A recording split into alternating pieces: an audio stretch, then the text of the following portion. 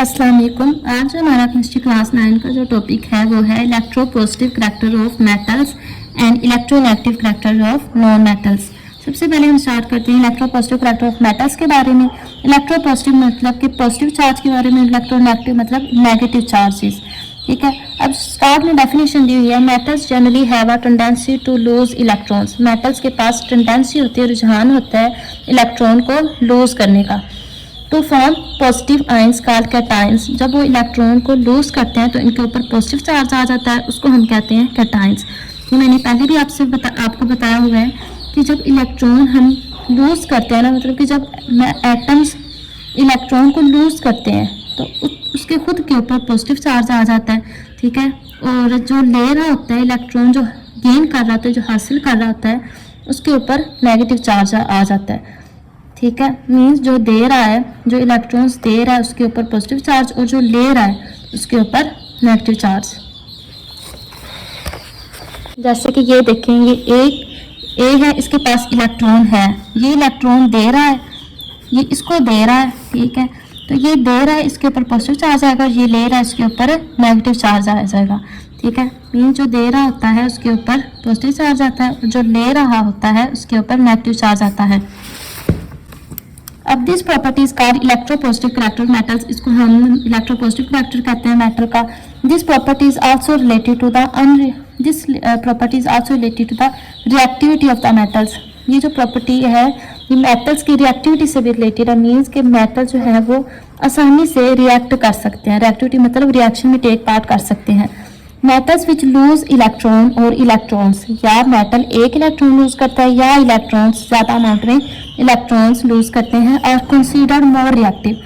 वो मेटल्स जो आसानी से इलेक्ट्रॉन को लूज कर देते हैं वो ज़्यादा रिएक्टिव होते हैं, और वो मेटल्स जो मुश्किल से डिफ़िकल्ट से इलेक्ट्रॉन को रिमूव करते हैं वो कम रिएक्टिव होते हैं। फॉर एग्जाम्पल अल्कली मेटल्स, मिसाल के तौर पर अल्कली मेटल्स। अल्कली और अल्कलाइन कौन से होते हैं? जो पीरियोडिक टेबल में जो फर्स्ट लाइन है वो अल्कली मेटल है, और जो सेकंड लाइन है वो अल्कलाइन अर्थ मेटल्स है। तो जो फर्स्ट लाइन है जैसे हाइड्रोजन है, लिथियम है, सोडियम है, पोटेशियम है, ये सारे अल्कली मेटल्स हैं। तो alkali metals are highly electropositive element.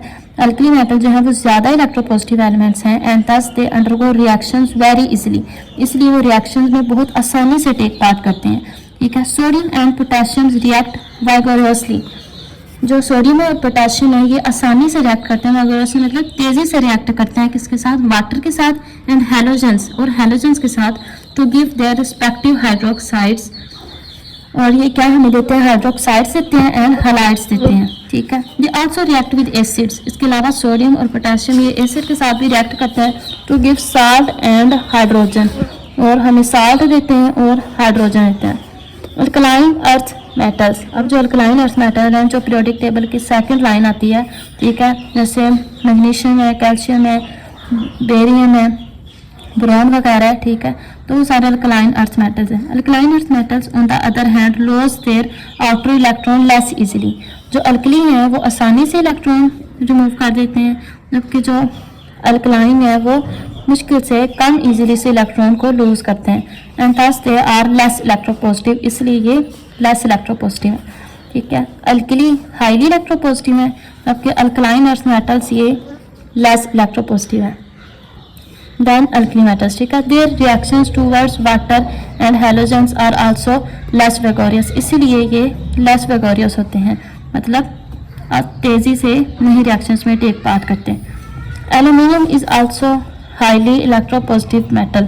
Aluminium जो है ये हाईली इलेक्ट्रोपॉजिटिव मेटल है। इट रिएक्ट्स रेडली, ये तेज़ी से रिएक्ट कर लेता है विद मिनरल एसिड के साथ, मिनरल्स के साथ। मिनरल्स किसको कहते हैं? मादनियात को। To form salts and hydrogen, और ये क्या बनाते हैं? Salt and hydrogen. उसके बाद है electronegative character of non metals. पहले हमने इलेक्ट्रोपॉजिटिव की बात की है, अब हम करेंगे इलेक्ट्रोनेगेटिव के बारे में। इलेक्ट्रोपॉजिटिव क्या था कि इलेक्ट्रॉन लूज करता है, इलेक्ट्रोनेगेटिव क्या होगा? जो इलेक्ट्रॉन्स गेन करते हैं। Non metals have an affinity towards electrons. ठीक है, इलेक्ट्रॉन्स को गेन करने की इनके पास अफिनिटी होती है, ताकत होती है। They tend to gain electrons. Non metals क्या करते हैं? इलेक्ट्रॉन्स को गेन करते हैं, एंड बिकम नेगेटिव चार्ज। जब गेन कर लेते हैं तो इनके ऊपर नेगेटिव चार्ज आ जाता है, इनको हम एनायंस भी कहते हैं। क्योंकि नेगेटिव चार्ज है तो इसलिए एनाइंस कहते हैं। They are therefore named as electronegative element, इसलिए इनको क्या नाम दिया जाता है, इलेक्ट्रोनेगेटिव एलिमेंट्स का। ठीक है। Fluorine is the most electronegative element. अब फ्लोरीन की मिसाल दी है कि ये बहुत सबसे ज़्यादा इलेक्ट्रोनेगेटिव एलिमेंट है पीरियोडिक टेबल में, forward by oxygen, nitrogen and chlorine. Oxygen, nitrogen और क्लोरीन की निस्बत जो फ्लोरीन है ना, वो सबसे ज़्यादा इलेक्ट्रोनेगेटिव एलिमेंट है। Non metals readily react with metals, जो नॉन मेटल्स हैं वो आसानी से रिएक्ट कर लेती हैं मेटल्स के साथ और क्या बनाती हैं, आयनिक बॉन्ड। जब भी आपसे कोई पूछे कि आयनिक बॉन्ड कब बनता है, तो नॉन मेटल्स और मेटल्स जब ये दोनों रिएक्ट करती हैं तो आयनिक बॉन्ड बनता है। Non metals also combine with other non metals, जब नॉन मेटल्स के साथ कंबाइन करती हैं ना तो कोवलेंट बॉन्ड बनता है। जब दो नॉन मेटल आपस में मिलती हैं तो कोवलेंट बॉन्ड बनता है, और जब नॉन मेटल और मेटल जब ये दोनों मिलते हैं तब आयनिक बॉन्ड बनता है। तो from a wide variety of molecular substances.